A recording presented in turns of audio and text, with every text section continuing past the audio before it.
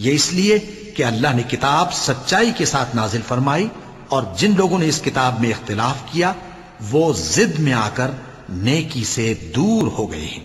نیکی یہی نہیں کہ تم مشرق و مغرب کو قبلہ سمجھ کر ان کی طرف منہ کر لو، بلکہ نیکی یہ ہے کہ لوگ اللہ پر اور روز آخر پر اور فرشتوں پر اور اللہ کی کتاب پر اور پیغمبروں پر ایمان لائیں، اور مال باوجود عزیز رکھنے کے رشتہ داروں اور یتیموں اور محتاجوں اور مسافروں اور مانگنے والوں کو دیں، اور گردنوں کے چھڑانے میں خرچ کریں، اور نماز پڑھیں اور زکوٰۃ دیں، اور جب عہد کر لیں تو اس کو پورا کریں، اور سختی اور تکلیف میں اور جنگ کے وقت ثابت قدم رہیں۔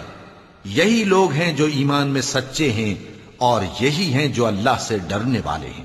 مومنوں، تم کو مقتولوں کے بارے میں قصاص یعنی خون کے بدلے خون کا حکم دیا جاتا ہے، اس طرح پر کہ آزاد کے بدلے آزاد مارا جائے، اور غلام کے بدلے غلام، اور عورت کے بدلے عورت۔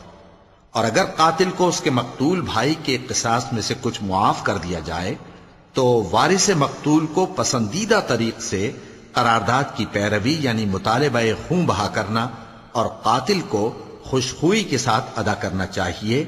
یہ تمہارے پروردگار کی طرف سے تمہارے لیے آسانی اور مہربانی ہے۔